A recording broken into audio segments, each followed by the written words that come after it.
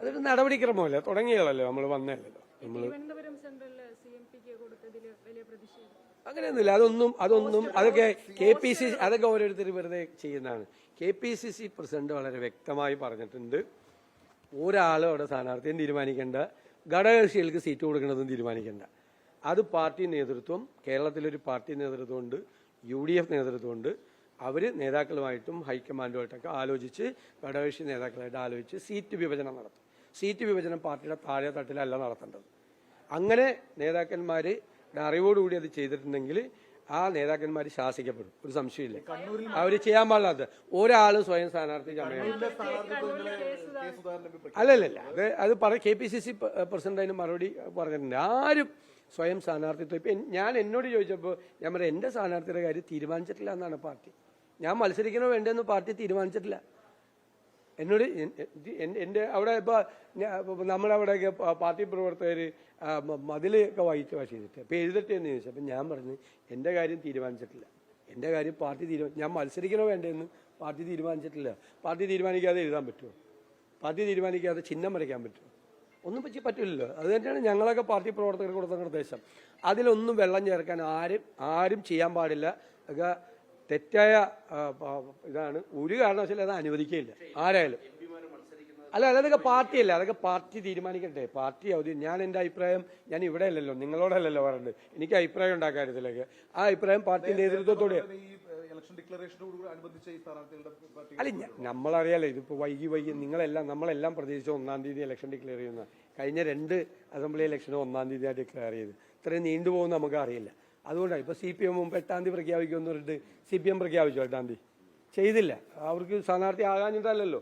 നമ്മളും അത് ആ നടപടിക്രമങ്ങളെല്ലാം കൃത്യമായിട്ട് പൂർത്തിയാക്കി ഏത് സമയത്തും 24 hour നോട്ടീസിൽ ഇപ്പോൾ CPM പ്രഖ്യാപിച്ചെന്ന് വിചാരിച്ചു, അല്ലെങ്കിൽ LDF സ്ഥാനാർത്ഥികളെ പ്രഖ്യാപിച്ചെന്ന് വിചാരിച്ചു, വിത്തിൻ 24 hour നോട്ടീസിൽ ഞങ്ങൾക്ക് ഞങ്ങളുടെ സ്ഥാനാർത്ഥികളെ പ്രഖ്യാപിക്കാൻ പറ്റും.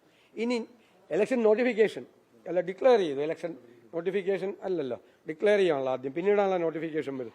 വന്നോർത്തു. അപ്പോഴും ഞങ്ങൾക്ക് 24 മണിക്കൂറിലോ 48 മണിക്കൂറിലോ ഞങ്ങൾക്ക് സ്ഥാനാർത്ഥിയെ പ്രഖ്യാപിക്കാൻ ഞങ്ങൾക്ക് ഒരു അഭിപ്രായ വ്യത്യാസമില്ല. അഭിപ്രായമൊക്കെ ഉണ്ട്. ഒരു 140 സീറ്റിൽ ഒരേ അഭിപ്രായമൊന്നുമല്ല. ഇപ്പോൾ ഞങ്ങൾ കോൺഗ്രസ് പരിഗണിക്കുന്ന 85 തൊട്ട് 90 സീറ്റ് വരെ ഞങ്ങൾ തമ്മിൽ ഡിബേറ്റ് ചെയ്യും, ഞങ്ങൾ തമ്മിൽ തർക്കിക്കും. അത് അല്ല, ആർക്കാണ് വിജയസാധ്യത എന്നുള്ളതിൻ്റെ വിവിധ വശങ്ങളാണ് ഞങ്ങൾ സംസാരിക്കും.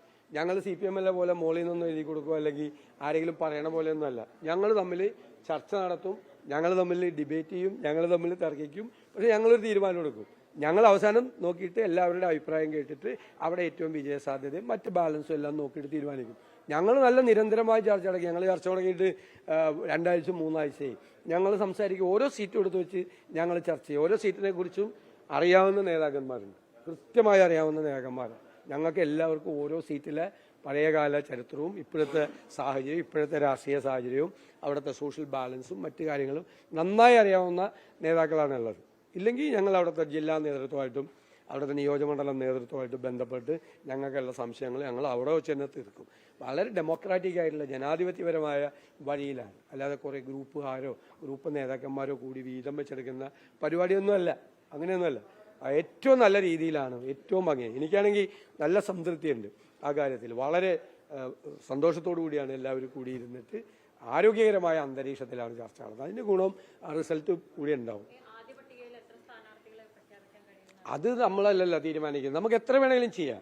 നമുക്ക് വേണമെങ്കിൽ 50 മുതൽ 60 വരെ സ്ഥാനാർത്ഥികളെ ആദ്യഘട്ടത്തിൽ പ്രഖ്യാപിക്കാൻ പറ്റും. പിന്നെ കുറച്ചല്ലേ ഉള്ളൂ.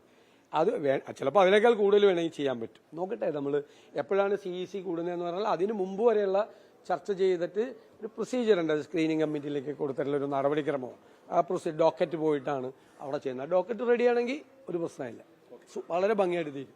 ലോകത്തെവിടെയായാലും ഏത് സമയത്തും 24 വാർത്തകളും ഓഗ്മെന്റഡ് റിയാലിറ്റി പാക്കേജുകളും എക്സ്പ്ലെയിനറുകളും വിശദമായി കാണാൻ ഞങ്ങളുടെ YouTube ചാനൽ നിങ്ങൾക്ക് സബ്സ്ക്രൈബ് ചെയ്യാം.